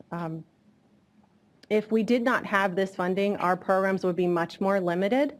The state reimbursed some of the cost for our electronic waste program, but it does not cover the entire cost. We do utilize, as I mentioned, the LA County agreement to help fund some of the other costs that we have. There are additional funding sources that we utilize too to support this program. And within the city of LA, there are smaller cities such as Beverly Hills, West Hollywood. They are actually within the city of LA. So we provide the services to those residents. And this provides a good overlap for the residents with LA County, because otherwise they would have to drive an hour minimum just to get anywhere to a mobile collection event that's held maybe once a year, instead of our Safe Centers that are open every weekend. So here's just some numbers on what we're collecting and recycling. We do, as a local jurisdiction, we do have to pick up everything we see. We cannot have the luxury of just leaving some of the e-waste on the street and taking the e-waste that we like. So that is a challenge that we face. We pick up everything. And here are some numbers. We started with fiscal year 2002, 188,000 pounds. And this basically is going over fiscal years. This has not been updated completely, but as of fiscal year 2013, we had 32 million pounds, and that is total e-waste. It is not just CEW. Here's another chart from 2009 to 2015 showing you how much e-waste we collected. Again, this is total electronic waste. In 2015, we collected 5.8 million pounds, and you can see the trend is definitely going up. The numbers are going up, up, up. And you can also see from the previous slide that it has taken us a long time to get to where we are. It's not something that happened overnight to develop the infrastructure to support this type of collection activity. Every year we open up a new permanent facility. We open up more mobile events. We do every year we're adding. So I have a lot of challenges here, and I think we've covered most of them. So obviously, one of the major issues that I'd like to mention is that CEW reimbursement doesn't cover all electronic waste. That's becoming a big issue for us. As I mentioned, we have to pick up all the e-waste. Another challenge for us is city residents have to drive very far. Their most important goal is to get to a convenient location that they can drop stuff off, which helps prevent illegal dumping, which is another challenge we face. I'd like to just support, continued discussions in the workshops for CalRecycle designation that was held recently, along with the CRT glass recycling. Those are ongoing issues that we pay attention to them too. And then a big one, I think, which is important to us, is that we want to make sure that we provide the electronic waste recyclers with the support and ability to grow in their infrastructure so that they continue to recycle electronics and not have any issues when market fluctuations come along. That's a very big challenging item for them, and we don't want to put them in any jeopardy of losing all the investment that they have. So we'd like to continue to support that. And I also would like to just mention one thing that nobody else I think has said today is that a lot of people on the outside don't understand what an e-steward is, what a handler is, what is a collector, what's a recycler. There's a lot of confusion. So when people call me and say, I'd like to do an e-waste event, who should I call? Well, what do I do? It takes me like an hour to explain to them everything. So it would be great if we were able to clearly identify to other people some type of process. There are outside certification bodies, but that's not something that it's just not clear to them. So if we could define the roles of these people a little bit more, I think that would help and provide them with a level of assurance when I use this recycler, I'm going to have the confidence that the material is going to be recycled properly. In closing, I would just like to say that I do believe that the California program is an excellent program. We have a lot of successes. We would like to continue to support the current model of the program. In addition to that, I would like us to look at considering additional regulation language to basically provide manufacturers with some goals, incentives, whatever you would like to call it, to have them consider what type of products they're putting out so that we can encourage less toxic materials being put out in the products, and also so that once they come in to be recycled, they are easily demanufactured, disassembled, etc. I think that's the benefit of the EPR model, and I'd like to take that along with the current program that California has. And I think combining the best of those both worlds is something that we should really look at. And my contact information here, my number is 213-485-3822 if you have any questions. Thank you so much. Thank you very much, Melissa. Next, we have Teresa Bowie of Californians Against Waste. CAW is a very active environmental advocacy group based in Sacramento, just down the street. CAW was a driver behind SB 20, I believe a sponsor of the bill, and has continued to engage in California's e-waste efforts at the legislative level, and not to mention commenting on our regulatory endeavors as well. So, Teresa. Good morning. I'm Teresa Bowie with Californians Against Waste. For those who don't know us, we're a nonprofit organization focused on source reduction, waste, composting, recycling, and waste reduction, or research and advocacy organization, as Jeff mentioned. We were originally formed to help pass the bottle bill program, and once that passed, we worked on other waste-related issues such as the plastic bag ban, the most recent say ban, as well as the 75% recycling goal for the state. We work both on legislation as well as regulation. So Jeff asked me to cover the history of the e-waste program. The issue of e-waste came into light in early 2000 when in 2000 DTSC officially adopted regulations for universal waste, deeming them to be hazardous to people and the environment, and these include CRTs, batteries, fluorescent lights. And Sheila Davis from Silicon Valley Toxics Coalition sent a letter to DTSC asking, well, does this mean that CRTs are banned from the landfill?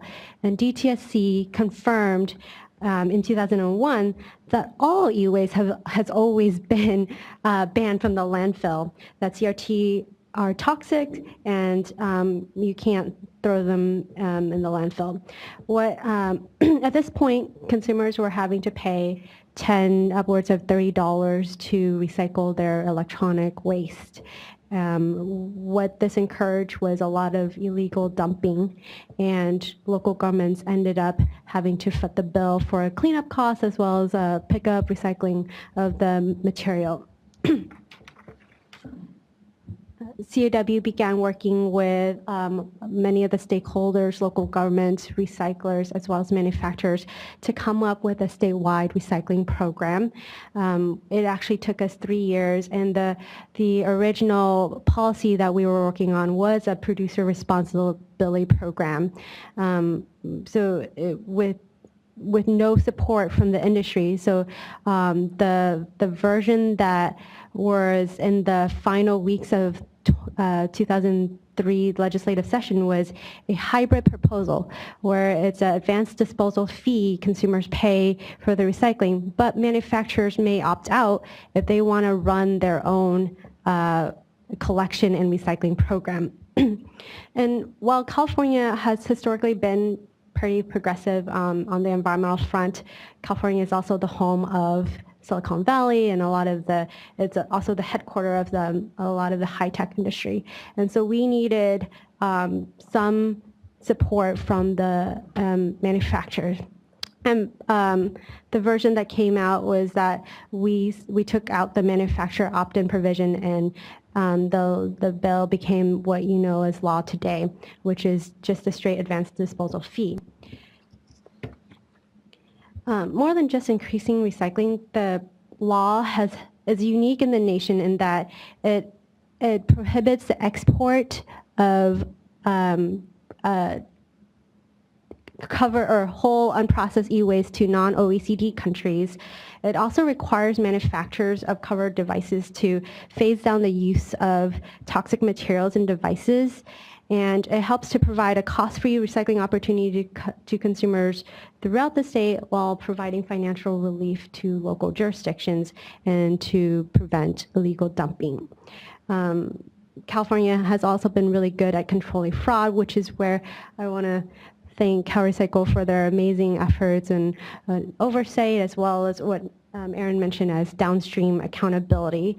I have reached out to the 24 other states with a e-waste program, and there's nowhere near as much level of downstream accountability and enforcement and auditing that's being done there. And so while California has one of the most effective e-waste law in the nation, the Covered Electronic Device Program only covers a third of the e-waste that's out there. And e-waste is still banned from the landfill. So we have to wonder what's happening with all the non-CEWs that's not going to recyclers. Who is footing that bill? Is it still being illegally disposed of? And we're not sure whether, we know that right now our priorities for the next few years is to expand the program. We're just not sure if that's going to be in the form of a producer responsibility type program or a continuation of the current program or a hybrid approach. And then in terms of future adjustments to the e-waste programs, I think that you've heard a lot from the recyclers here that a more rapid adjustments to the net cost of recycling payments is needed. Since 2013, due to the lack of recycling markets, the drop in scrap values, 22 e-waste recyclers have dropped out of the program or have closed their doors, in addition to 135 collectors. So we want to make sure we are protecting and building California's e-waste recycling industry. And in order to do that, I think that a tiered payment for the LCD and the flat screen is a rational approach because it is taking more time, more labor, more time, and the materials that you recover from that might be less valuable. And then instead of every 2-year adjustment, every one-year adjustment would help to keep up with the changing market conditions more. Thank you.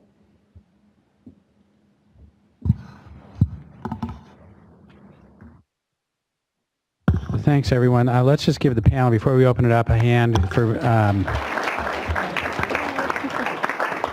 providing a range of perspectives on their own experience, what the program has been to date and some of the challenges and ideas for the future. And I want to thank all of you for sticking with the 10 minutes, and I know you could have talked longer, so I appreciate everybody being short. That's not much time.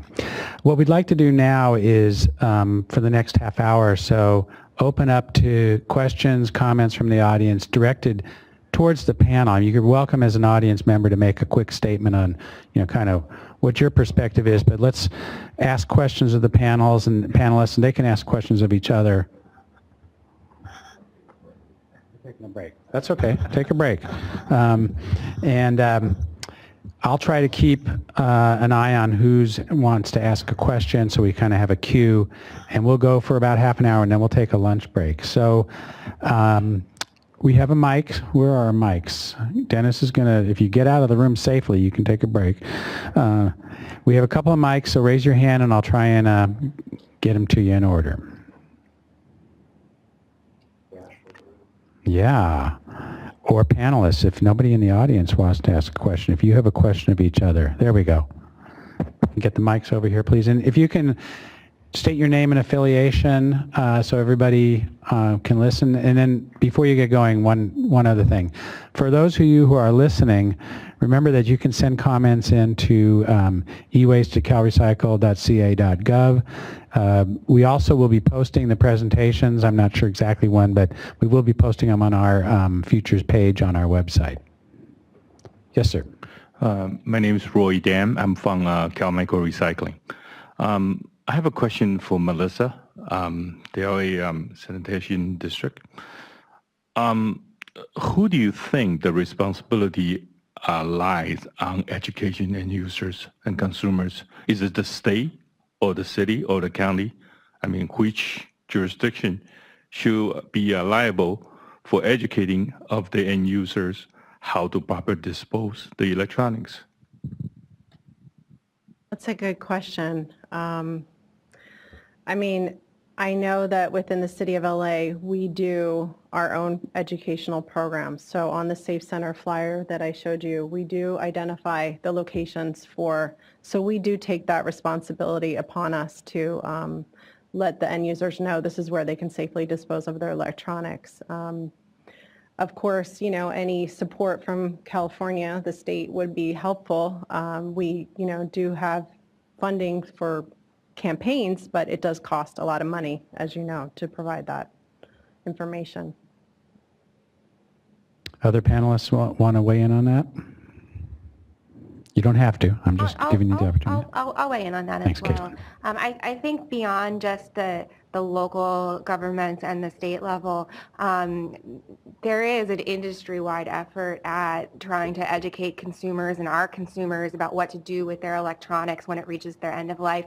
And I know the Consumer Technology Association has some very good tools that they've made available to states and local governments, several public service announcements, education packets to be used in school classrooms.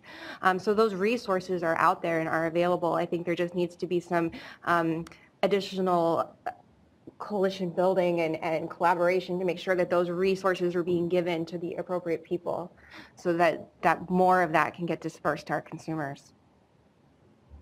As a recycler, actually, the question for that is because we feel we've been asked over and over again by a lot of end user or business organizations that basically they don't have any understanding of the program, the SB20 program, or general just e-waste program.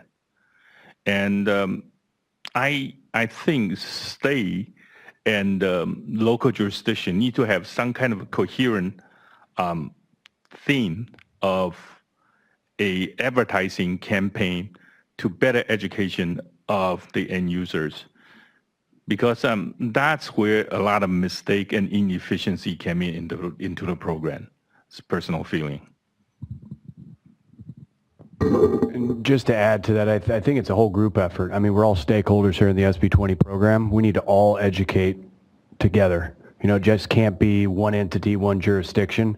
I mean, as a recycler, we got to educate the residents in the city we operate in, the counties we operate in. As a local jurisdiction, as Melissa stated, letting their residents know through flyers in the mail, public ads, and as manufacturers, whether you're going into a retailer buying that manufacturer's product, we're all in this together. We all got to do the education.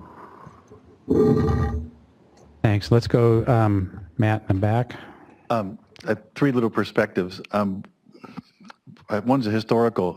In the old days, when we first talked to the OEMs, some of their reluctance with the EPR model was they didn't know how much it cost to collect the material. So they were reluctant to jump in full speed at that point in time. We have a lot more data now, many more states, lots of different collection models. Some of our net cost information gives us better collection and understanding. It's kind of a historical thing, but there's still, some of our net cost data is a little rough. That's a good way to say it, I guess. I'm getting better, politically correct, maybe. Two, we're worldwide markets for managing this material. We don't have the infrastructure in the United States to manage the end use and turning something back into a raw product to reuse it again. So we're very dependent on market fluctuations. So these are perspectives I know the recyclers know. And lastly, and this is kind of more geared towards this afternoon's discussion, but the recyclers in the room have millions of dollars of equipment on the floor in their plants right now. So if we start looking at changing models and where do they fit in, how sometimes there's an inertia to change because they already have some vested interest in the way things are. And that's the industry, and any industry is the same way, whether you're making the television or collecting it or processing it. So these are just perspectives that I see, try to understand how we go forward. So one last little thing. So let's see if panelists want to react to that, and then Okay. we'll let you come back. You can get a chance later on, but I want to make sure we get comments from everybody. Anybody want to react to that, or we'll just take it as input? Okay, let's go to Jeff, and Matt, you can come back later in the cycle. Hi, I'm Jeffrey Harding. I own Recycle San Diego, a private collector out of San Diego. I've been in this program since 2005. 2006 as a collector, 2005 as a processor. 1 year learned I didn't want to do that. But I wish Dennis was here because he made some comments about us bounty hunters. And there's some legit comments about his concerns with the collector processor model, that which being a lot of illegitimate fly-by-night type operations that are collecting. So yeah, that is a concern, of course, in the collector model. And then I also heard other comments about collection logs being a big problem and a lot of processors dealing with bad and faulty collection logs. In the last couple of years, I've had less than 1,000 pounds of rejected CEWs. I've had very, very good logs, and that's always because I like to collect information about what's being dropped off and by whom. And I don't see it as a burden with the use of technology. And I don't see how that really plays a role in why we want to get rid of it, that kind of collection. The way I see this is there's three different approaches. There's like the philosophical, the economic, and the political. Caitlin brought up a very good point about why is Vizio responsible for collecting legacy equipment.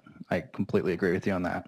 I don't see how the manufacturers should be responsible for that.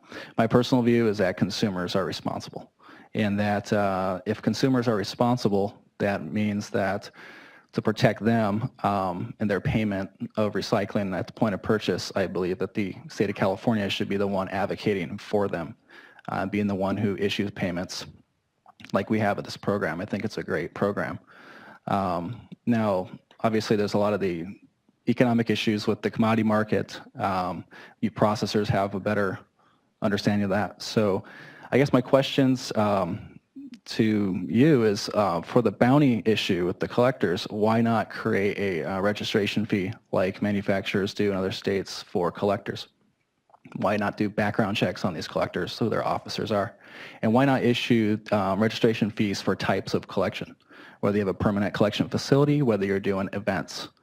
So if we want to get rid of these fly money operations, if you're going to do an e-waste event, why not have to have a actual permitted permit to do the operation for any universal waste handler who's doing handling for other consumers? And we can implement that in this state. I would be more than happy as a collector at the permanent location to do background checks, life scan, all that kind of stuff. So how about we, Jeffrey, how about we put those questions to the panel? You raised a couple specific ones along with some good comments in terms of what do you guys think about bounty registration system or registration fees? Anybody have perspectives pro or con on that? And use the mic. Go ahead. You go ahead first. You go first. You go first. I will go first. Okay. So as you mentioned, in other states, we do pay a registration fee as a manufacturer to participate in the e-waste program. Some states it works really well. Some states the fees are out of control. I can tell you it ranges from $500 to $40,000. It runs the gamut. So it's definitely an option that I would encourage everyone to consider, but you want to make sure that it's being done in the right manner so that you're not inadvertently pushing people out of the market and pushing people out who are legitimately trying to run a business and are legitimately trying to start up a business, but maybe they can't afford a $40,000 registration fee. So you just need to make sure that it's something that's done reasonable. But I always encourage additional, I don't want to say oversight, but additional, checking and auditing of the services that are being done to make sure that you don't have problems where materials are being collected and then taken out of state and stored in a warehouse that bursts in flames. I wish I was joking about that, but it happens. And we've seen it happen in other states. So I think that's definitely a good suggestion to be considered. No, that's okay. No comment? Well, I just don't understand. I mean, Vizio in California likes California, and for good reason. They're not on the hook for anything. I mean, in the sense that, and that's okay. I mean, the consumer is, or the recycler is, we're responsible and take on the responsibility for doing the right thing with the material, and California enforces it and checks on it. If I contract with the city of Los Angeles, they vet us, we have to provide them, you have to provide them. So that's in place. For a manufacturer, they get, the consumer pays the tax on their product and only their product, in the sense that whatever product and the number of products they sell, they get taxed on. In other states, they are paying for material that's not theirs. In this state, they're paying for material they sell, and they're off the hook. If they put in and implementing a program for recycling, which they're responsible for recycling, and they're giving money to some recycler, whatever that is, they're technically now on the hook. California is a good deal for them, But that's great because it's a fair system, I think, for the manufacturers in the sense that it's based on their product, and if people want to buy their product, they buy it. Legacy issue, I don't know what that means. CRTs are there, yes, they're paying on the legacy, but so is every consumer who buys a TV. That's the whole idea, is to take care of our electronic waste. And in the future, what we're going to buttress up against is the payment today, as recyclers will tell you, a CRT, 200 pounds, has more residual in it and taking it apart at 49 cents. Today, taking a flat screen apart takes longer. It has 70 bolts. It has none of the residual value that was coming out of a CRT, and you have to get rid of the flat screens, which we haven't talked about, but we'll talk to DTSC about what the future of that is. So thinking that because the product is lighter doesn't make any sense. When your monitor's averaging 11 pounds, try to take that apart at 49 cents and see how long it is, let alone a LCD TV. We as recyclers see the opposite situation in handling the material and the cost of that. That's what we have to talk about, is what is that cost and where does it come from? And how do we deal with it? And we really have to talk about what the heck are we going to do with these residuals if there's no place to go. So let's not kid ourselves. I mean, you can have a great recycling program. You'd be a great state in California. We have a great program. You can collect more material than anybody and all the people combined in the state of in the rest of the country.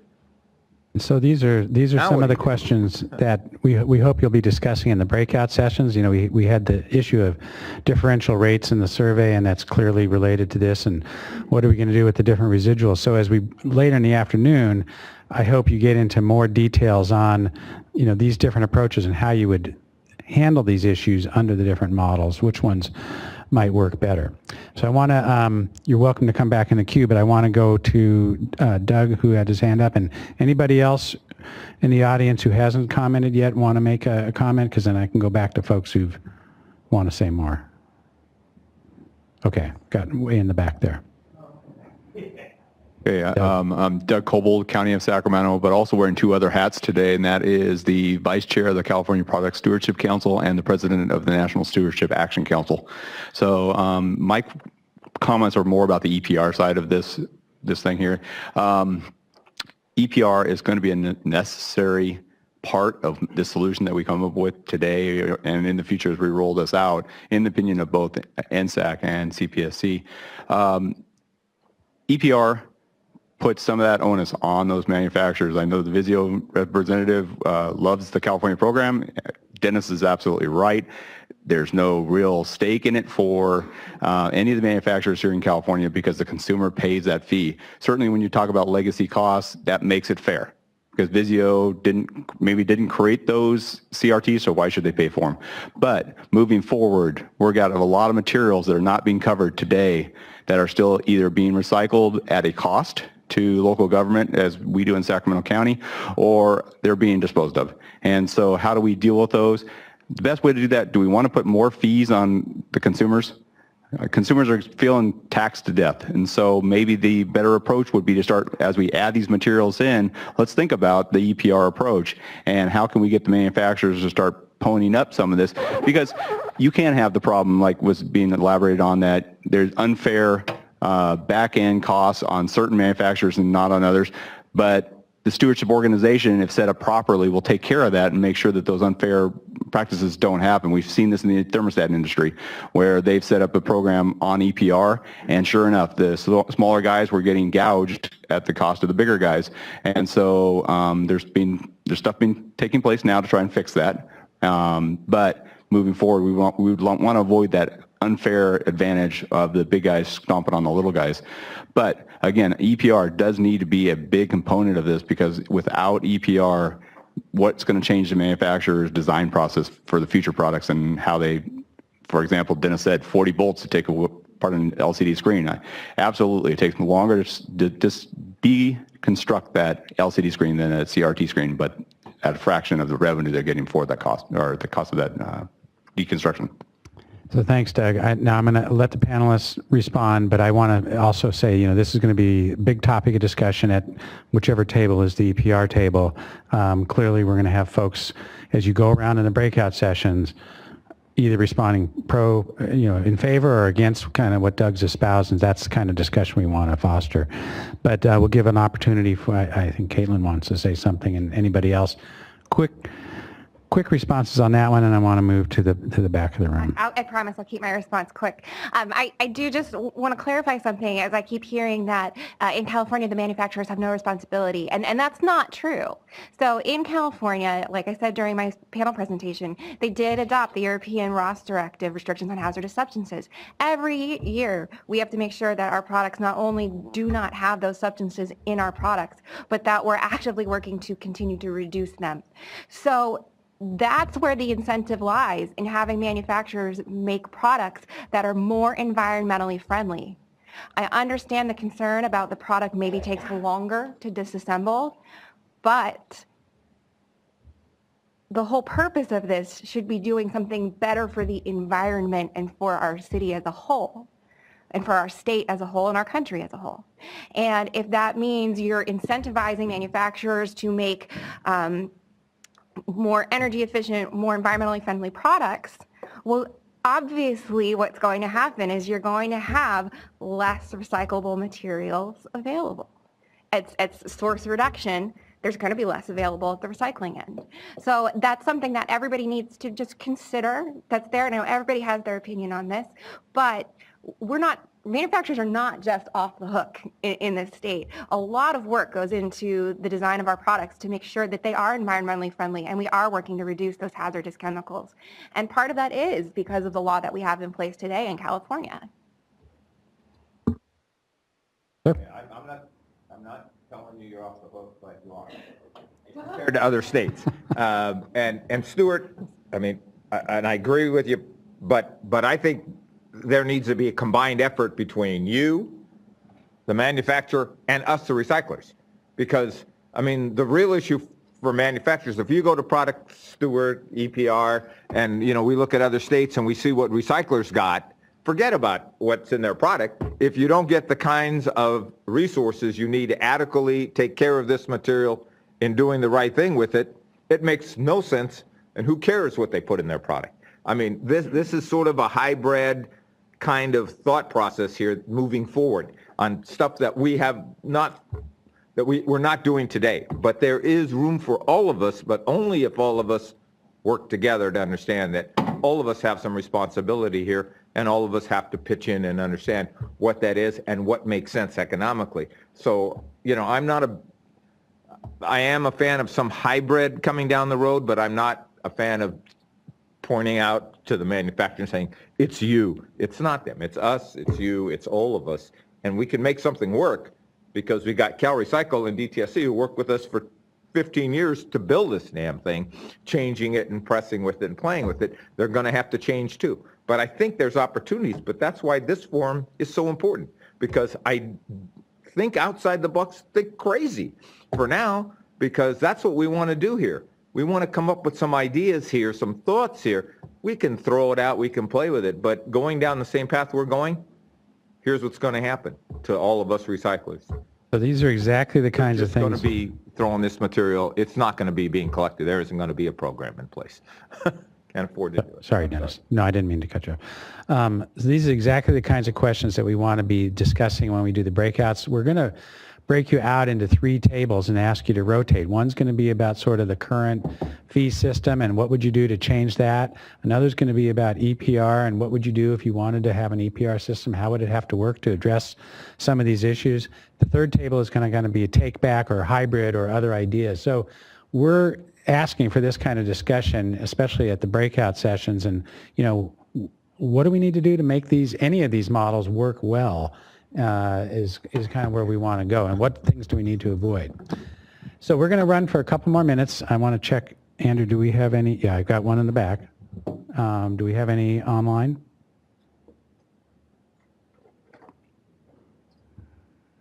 Sorry, I wasn't prepared for that. I just had one come in that made a reference to the circular economy in terms of EPR, which I think is... Okay, circular economy on EPR. I think what I'll do is I'll ask Cynthia to just briefly we're going to describe a little bit about EPR when we come back from lunch, and I think we can maybe tackle the circular economy question at that point. So I know we have one in the back. Go ahead. Thank you. My name is Kevin Dillon. I am the Chief Marketing Officer for ERI. Aaron did a great job. First of all, I want to commend the entire audience, because forums like today, like Dennis mentioned, this honestly is the key to success. So ERI, we operate in 24 EPR states across the country right now. And we do as well in not only the EPR states, but all the voluntary states, so all the states where there's not EPR laws. So from a practical standpoint, California has the best program, period, bar none, across the country. So for any of us to sit here and think that we change to an EPR, our lives are all going to change for the better, they're not. They're going to change for the worse. Okay? That's the reality. This is the only program where stuff is actually recycled. This is the only program where the state, CalRecycle and DTSC, does a good job of monitoring the material to make sure it's actually recycled. It's bogus all over the country, I'm telling you, okay? So where do we stand here right now, right? Our commodities continue to decrease. Our costs continue to increase, right? Everyone wants certifications, wants to raise labor costs. That has a direct impact on business. So we need the ability to have flexibility with the payment structures. To Dennis's point, Jeff, I think what Dennis was trying to say on the collection logs is he does not have a problem with the collection log per se. He has a problem with the recycler financing the entire program for 6 months when we're paid by the state of California. So that's what Dennis was trying to say. So at the end of the day, I think adding products to the collection and payment system will work. I also don't think the onus should be on the manufacturers personally. As Caitlin has mentioned, they have done a great job in improving the products. So the manufacturer industry is going to come with a lot of facts. Again, we're talking practical. Going to come with a lot of facts how they've built products better, more environmentally safe. We have the IT manufacturers that then sit here on the other end of the table saying that all their products are great and the hierarchy reuse is number one. You don't need to recycle all these products because we could resell all the Apple products. We could resell all the tablets, all the devices. It's the practical side of it, but there's the business side. So for us to think that we want to change our entire program and go to an EPR model, I personally think is crazy. We should figure out how to improve our current infrastructure and try to figure out how we change the flow of money. Kevin, can I ask you to wrap up, and if you have a question for the panel, to go ahead and ask it. Otherwise, I'd like to make sure that we have other folks who want to comment. Yep, I'm done. Thank you. Thank you. Before I cut Matt and I cut Jeff off, so I want to give them an opportunity to ask more, and then Doug, you'd be third in the queue. If they want. Matt, Jeff, you guys okay? All right. Then Doug, it's back to you, and I'm sure. Okay, so we're getting into the debate stage here. That's going to continue throughout the iterations of this project. I don't want to get into lengthy debates right now. We're going to cut for lunch in about 2 or 3 minutes and come back and really want to focus in the breakout sessions on not so much philosophical statements, but what will work, what won't work, why not, what do we need to do to make these things, whether it's hybrids, whatever model. So I got 2 more, and then we're going to cut for lunch. Mine's really quick. Just Doug Coble, Sac County again. Just a quick clarification. I was not suggesting a complete replacement to an EPR model. No, we need a hybrid here. We've already got an existing infrastructure in place. We've got you got demanufacturers already established. We don't want to throw away that. But what I was suggesting is that moving forward, any new products, we should be considering EPR before we consider just adding more fees on the check stand. Okay, thanks. Jeff? I want to make a question/comment. I thought I was under the impression, people keep saying that in California we're paid and everything's recycled, but I was under the impression that there's a bunch of California glass for the last 6 years sitting in Arizona right now that's not been processed. Is that still true? And then the other question is, isn't the contracts of the manufacturers and the recyclers in other states hold the manufacturers completely harmless and indemnify them completely? So, for example, Sony says that the CRT problem in Arizona and Ohio with closed loop is not their fault. It's their processors that contracted with them. Our contracts indemnify us. So what are your comments on that, Aaron and everyone else?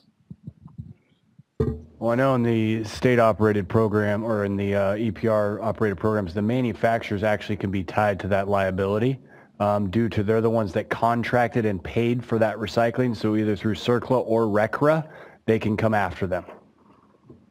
Every state or just some states? It depends on which state follows which regulation. But if the manufacturer is tied to the payment of the recycling of that material and it is stockpiled somewhere or it could be a Superfund site, under RCRA and CERCLA, they can come after them. I'll just really quickly comment as well. Obviously, I'm not going to give anybody legal advice here, but every manufacturer is going to contract differently. Everybody's going to negotiate differently. You might have more information about Sony because Doug Smith from Sony is very vocal about talking about what they do there at that company. But the manufacturers are going to negotiate all of their contracts the way that they always do, and it's different from company to company and group to group depending on how it is. So you can't just look at them as one example, saying, "Oh, well, they're all going to get off scot-free." You can't look at it that way. You have to think about it of every single individual manufacturer that's participating in these programs in these EPR states is individually negotiating all of these contracts. So it's really going to vary across the board. See that as a problem potentially. Okay, thanks everyone. So here's how we're going to proceed from here on. We're going to take a 40-minute, is that right? 40-minute lunch break. We are going to start at 1 o'clock sharp, if you're here or not. That's already behind schedule. What we'll start at 1 o'clock is I will give you a little brief intro on how the breakout sessions are going to work. We're going to have 2 quick presentations, one by Cynthia Dunn and Allison Williams of our own product stewardship.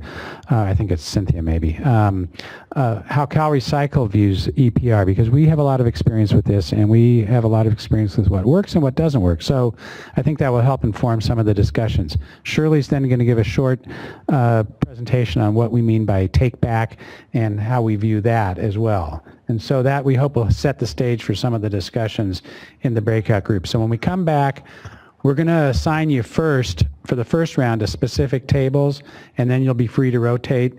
But we want to make sure we get some diversity of, we don't want everybody talking to each other who knows each other.